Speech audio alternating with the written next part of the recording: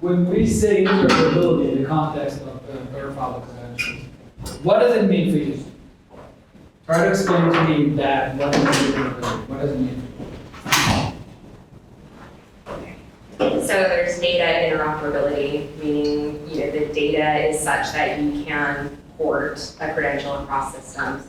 But then I also think there's a level of value interoperability. So particularly in higher ed, like how do you know one credential is equivalent to another, can port into a different pathway. So there's like a value piece and there's a data piece.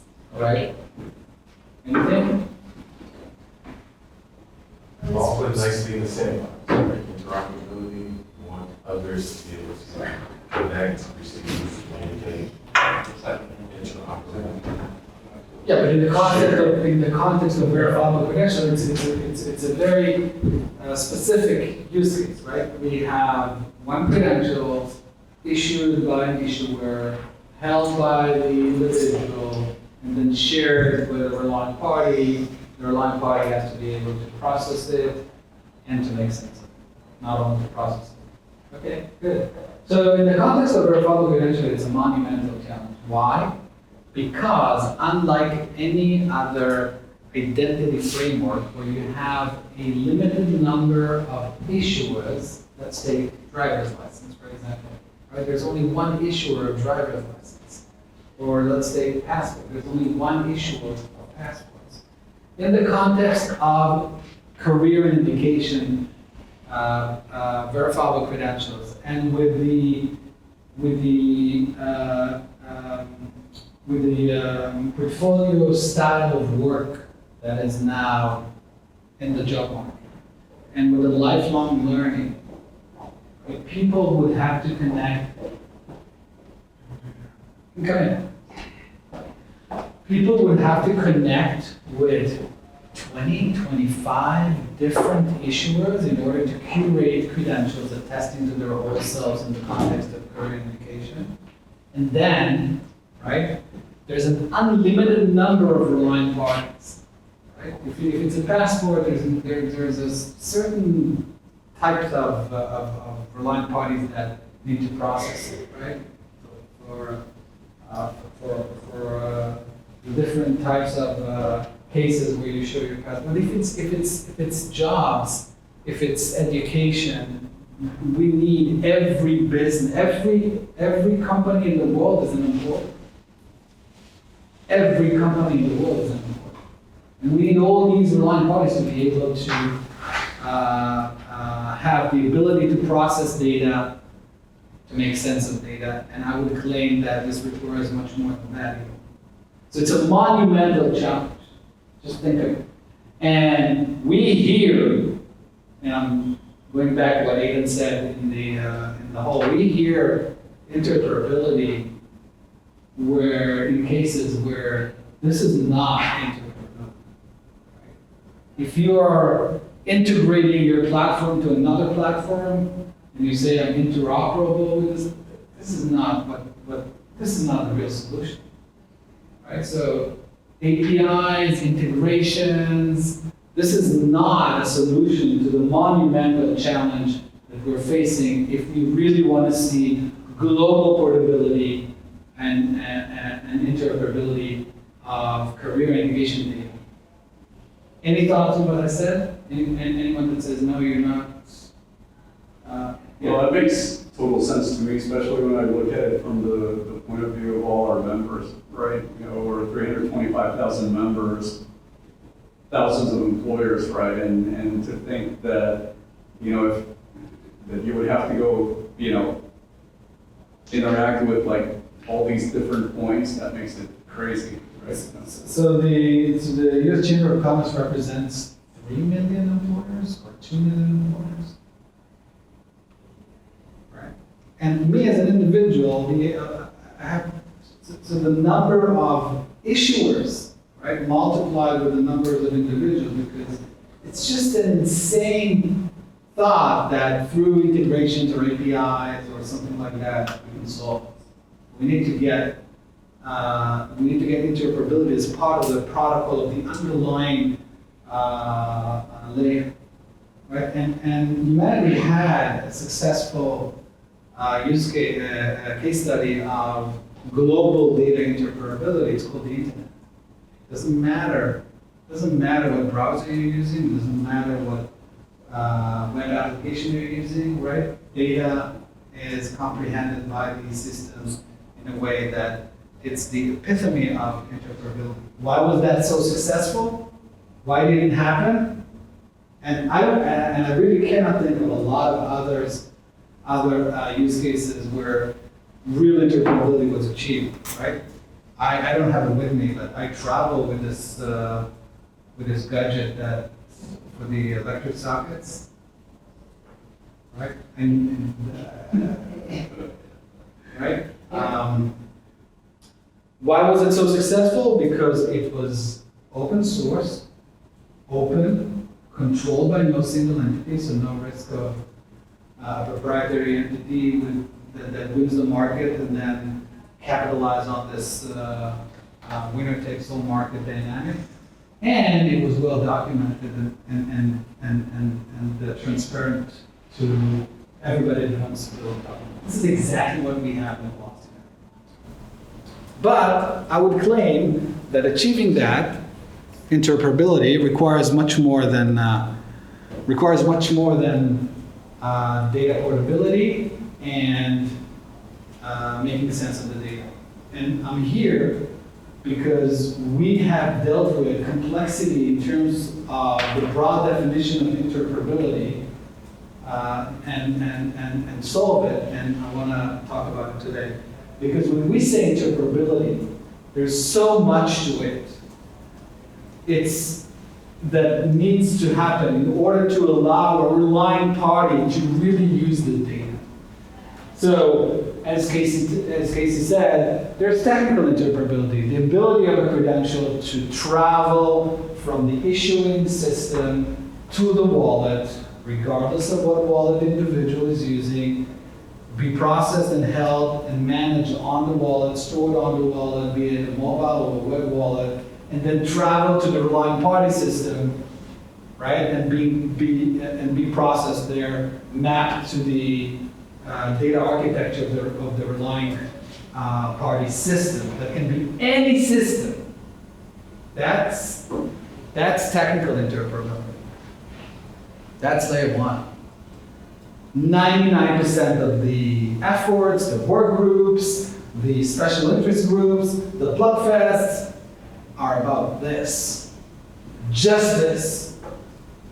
I want to build on top of what Casey said and say that there are 4 additional layers that if they're not in place, there's no interoperability. It's just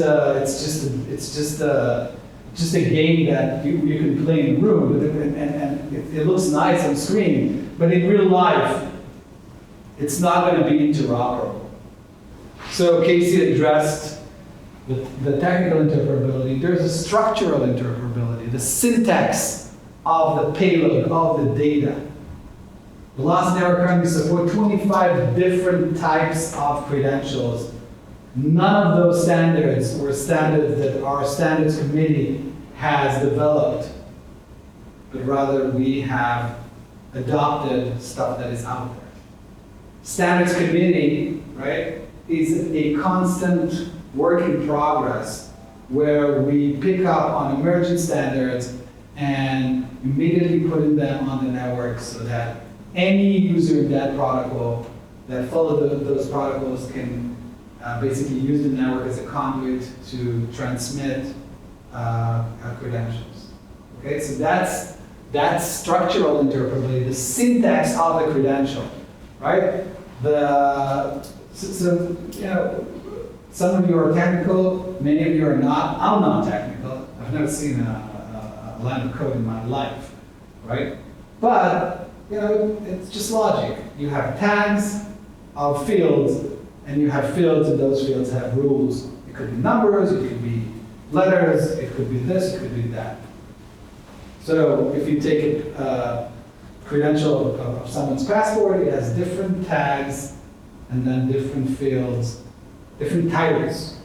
And then when the receiving system receives that, that receiving system, the machine, can understand that this field is the passport number, this field is the nationality, and this field is this, right? And it's built in a way that it can be processed by the machine.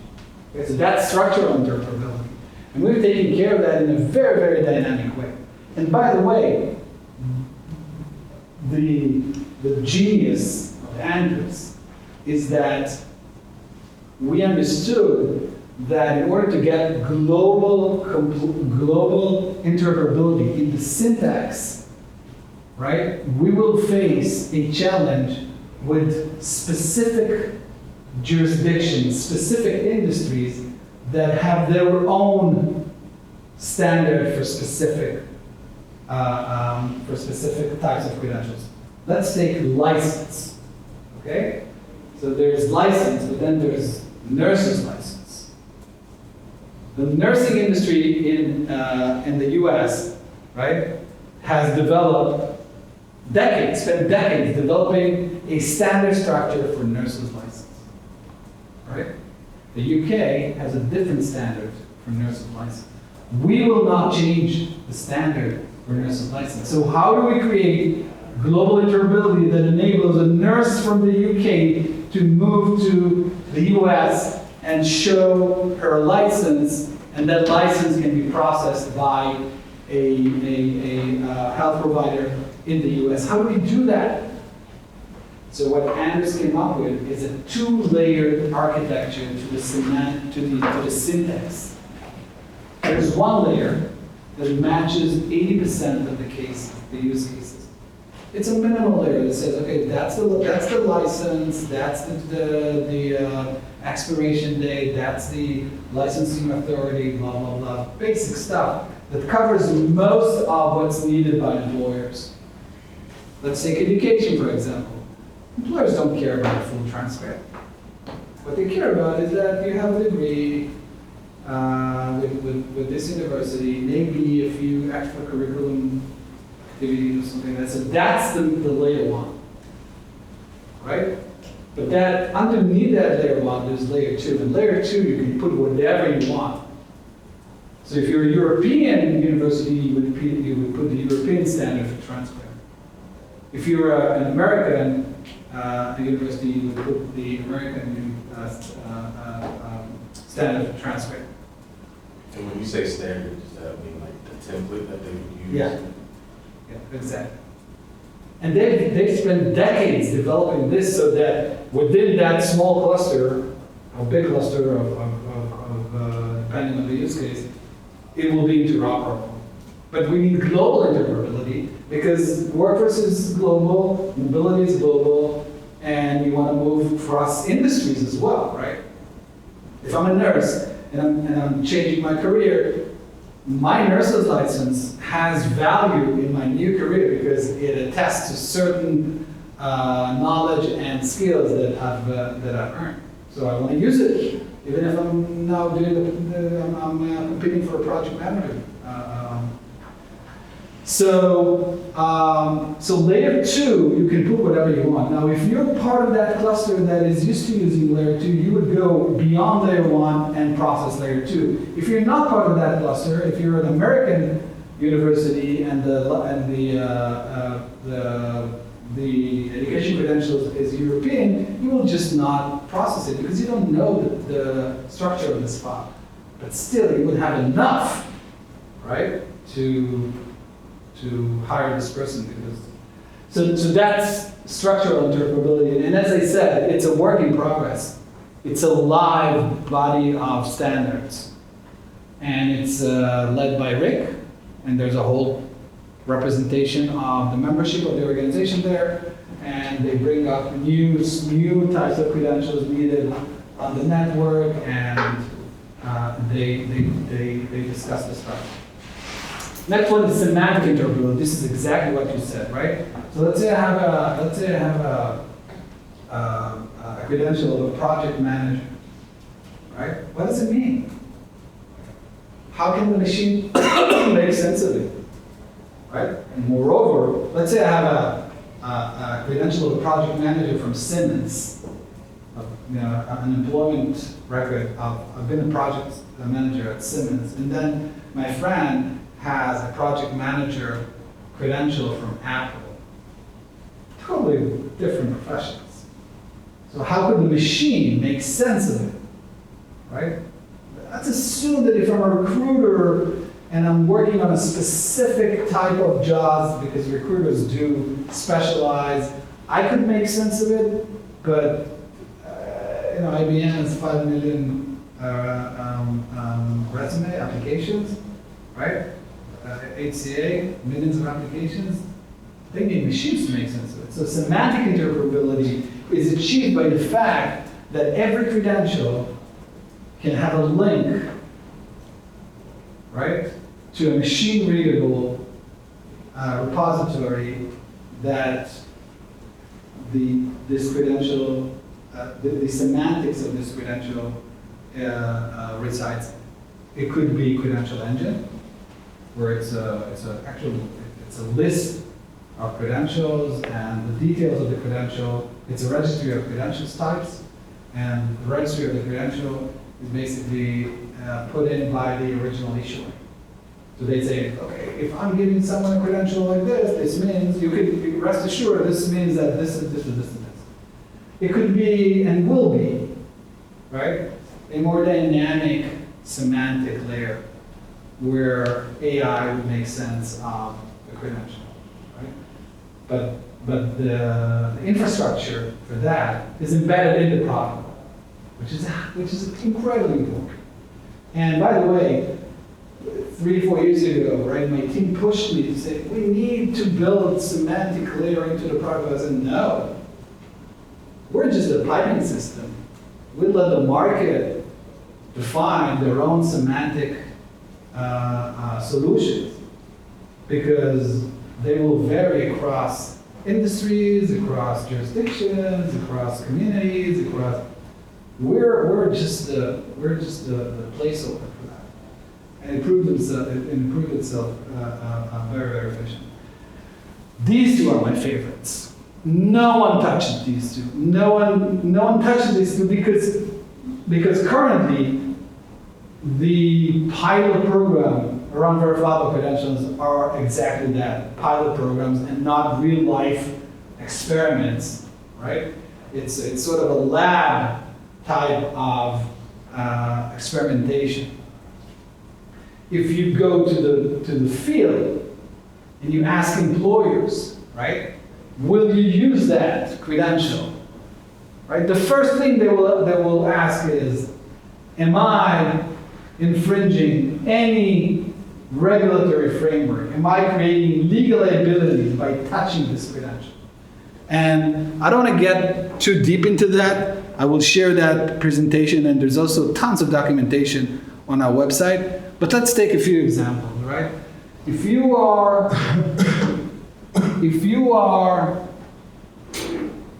now let's do another example.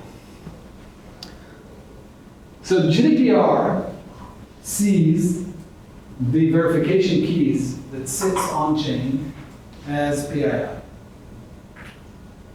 Any reasonable human being understand that since these are just strings of numbers, right, cryptographic keys that cannot be correlated back to an individual, even if someone hacks the blockchain and get all the data out, there's no privacy violation, no real. But GDPR, and we've been presenting to the French Privacy Authority, currently sees that registry of trusted credentials as PII. GDPR required execution of a data privacy agreement between the relying parties that use those keys to verify credentials presented to them by an individual and the data processors. In that case, the data processors are the blockchain node operators and maybe even the governing authority, which is the Velocinaire Foundation, in our case. So theoretically, every relying party have to sign a data privacy agreement with every node operator on the network. Now, let's assume that there are 20 different networks, 20 different blockchains, where individuals are carrying credentials from issuers that anchoring their credentials to 20 different blockchains. Right? The idea that was present a couple of years ago, network of networks. Right? I'm always opposed to this idea. It doesn't make sense. We don't have two internets. It doesn't make sense. So it's just impossible to imagine a world where if I'm a relying party, if I'm an employer and I want to touch the credential, since I'm tapping to the blockchain to get the key and verify that credential, I need to sign a data privacy agreement with every single node operator in every single network that I'm touching credentials from. So if you go and talk to the compliance people at HCA or in big corporations, especially corporations that are headquartered in Europe, they will not touch it and say, no, I cannot touch your credentials. Right? Let's take another case. So GDPR holds the wallets that hold the PII as controllers of the PII. And as controllers, they need to have, again, DPA with data processors, DPA with nodes. So if I carry a wallet and I claim credentials from different networks, the wallet vendor has to sign agreements with every network on earth that I might have credentials from. And since it's impossible, because it's a fraction market, cottage market where we might have millions of potential issuers, they're not going to touch it. Okay? Let's go to America. So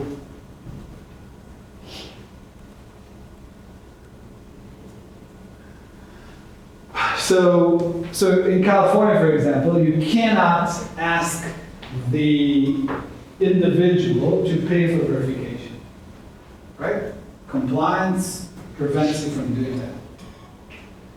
So if I'm a relying party and I cannot be assured that any credential that you own costs you money, right? And I'm touching this credential, I might be liable for infringement of this regulation, okay? And exposed to liability risk. There are tons of other examples. There are so many examples, right? So, for example, let's take, so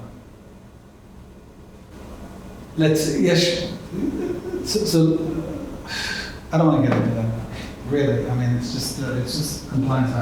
Yes?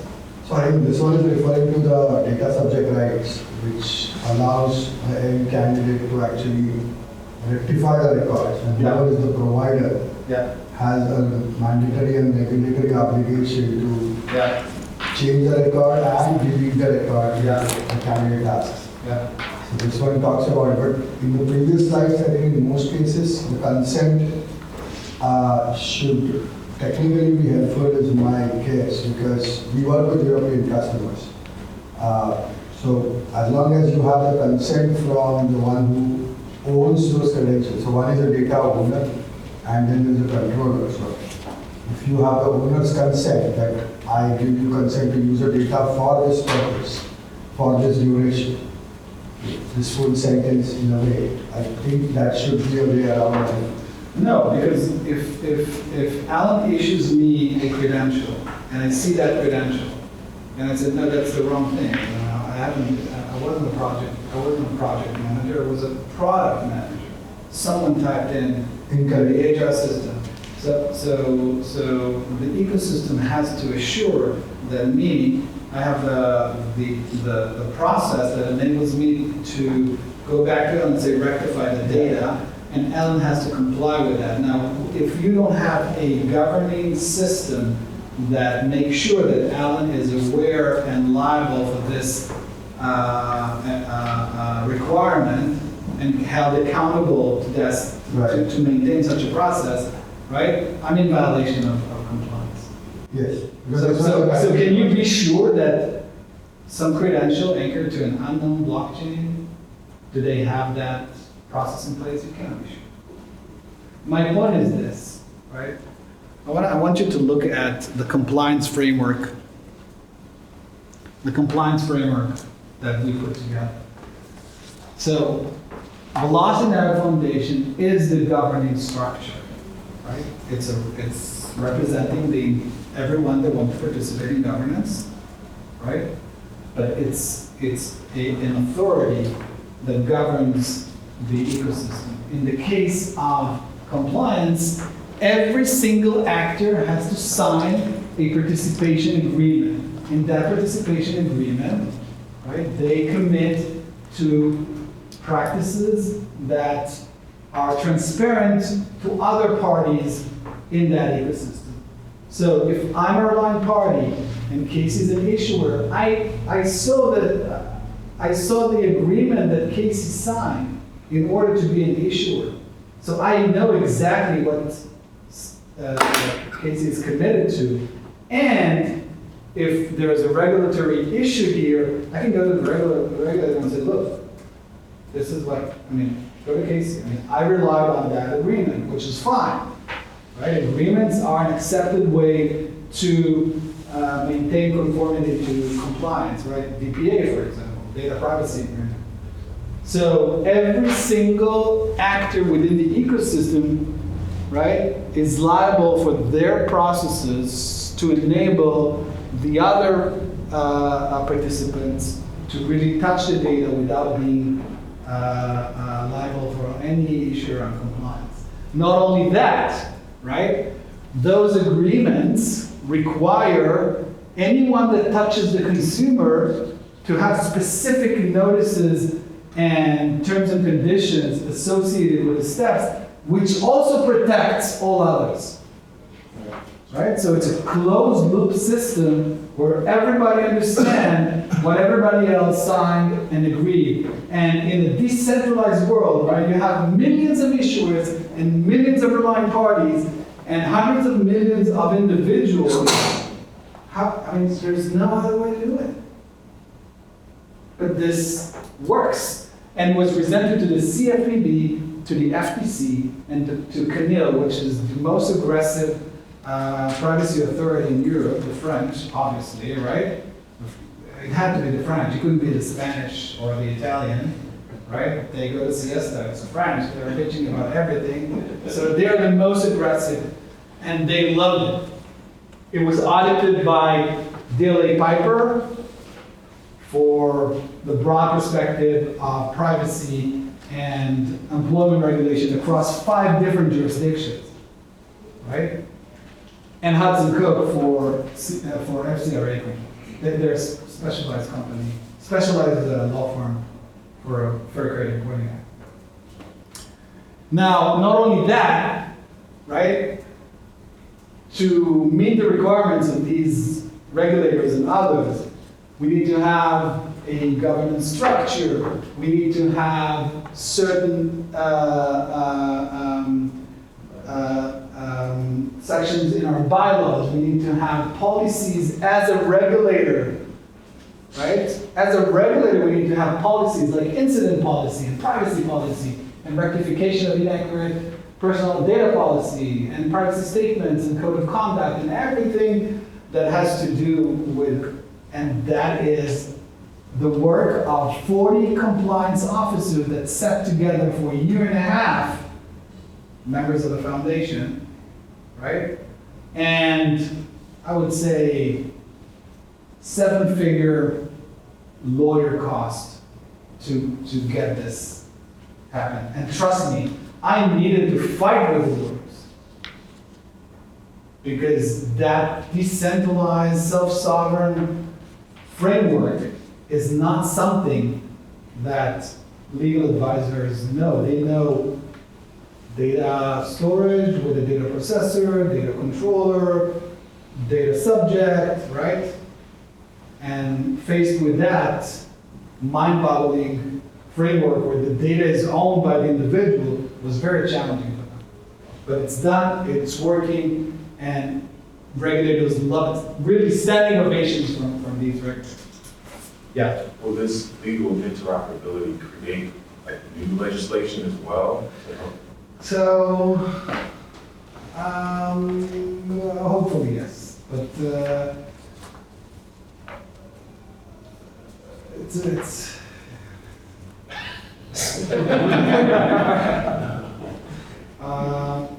there's first signs of new legislation. It's going to take a decade. Two things. So when we started with this about 6-7 years ago, Could you present yourself to the others? Say, who's we? Or is oh, it, I'm so sorry. Or is it the royal we? Well, Frank Sissio, IT4. When we started with this, we initially started with student projects, and we had created something called Passport. And the first thing that came up to us was the whole notion of FERPA. And if I'm going to be a student and my data is going to be not collected, what do I do with that? So we actually sat with the CUNY system legal, who sat on the New York State Board and FERPA, and we came up with a pretty elegant solution at the end of the day. The student, who was of age, approved to share their information. They were clear. Empower the student, they're clear. We started looking at that same carryover for GDPR, which we did about, I don't know, when was that, 4 or 5 years ago, it really came into vogue. And the same kind of thing. Just declaring in click wrap that, you know, in legal, very deep legalese, that we're not sharing this, we're not doing anything with your data appropriately, et cetera. FCRA carries a whole different ballgame because of the notion of representation and then even bias, right? But from what our attorneys have found was you do need to have some kind of quick wrap for the holder. Now I'm talking about the holder of the wallet, you're talking about the infrastructure. So you do need, you need Terms that. and conditions, you have user. That's right there, okay. As you can see, every issuing involves terms and conditions. Yep. Can you see that the user agrees? And But then on the- what you're, one more thought, and I'm sorry, one more thought. And then on the employer side, so at the end of the day, when we want to be able, when they want to share these, the employer is the one who wants to see. They're also highly regulated in terms of FCRA. So what we did was we just invoked that, said make sure that whatever you're using or whatever you're sharing, you're making sure that you're complying. but What you're implement this? No, but what we're talking about is a centralized solution where you're a vendor and there's someone to sign agreement with or accept terms and conditions for. But the world we're talking about is a world where I go and for 5 years I claim credentials all over the world from organizations you've never heard of and have no way to sue and work under different regulatory frameworks. And then I take all this package and I want to share it with you. And it's a random you because there are millions of you, so I want to share it with all those millions. And our network, our internet of careers, the underlying layer where everything else is built on top. We're not doing use cases. We're just enabling that. And as an enabling utility layer, we need to enable that. And that was a monumental challenge. Because no one is connected to no one. It's fully decentralized. So who are you going to sue? Who are you going to choke? Under what regulatory framework? You have no idea. So employers would say, I'm not touching this. This is toxic. But when we show them this, their compliance people love it. They say, okay, so I'm protecting my ass is covered. Here are the agreements. Here are this. Here are that. Fine. Great. So HCA, Morgan Stanley, not the most risk-taking organizations on earth. They love it. That's a win. Someone want to say something? Okay, the last piece.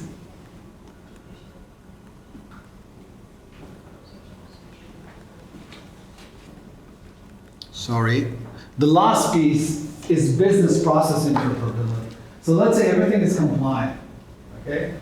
But then those credentials, let's assume that they follow different business logic. I have 20 credentials, each credential follows different business logic. What does it mean, different business logic? Some credentials are verified on the spot because they hold a verification mechanism within the credential. Some credentials require tapping into a trust registry where the keys to verify the credentials are stored in that one credential registry requires one protocol of processing and verifying the data, and 5 others require 5 other different protocols of verifying the data.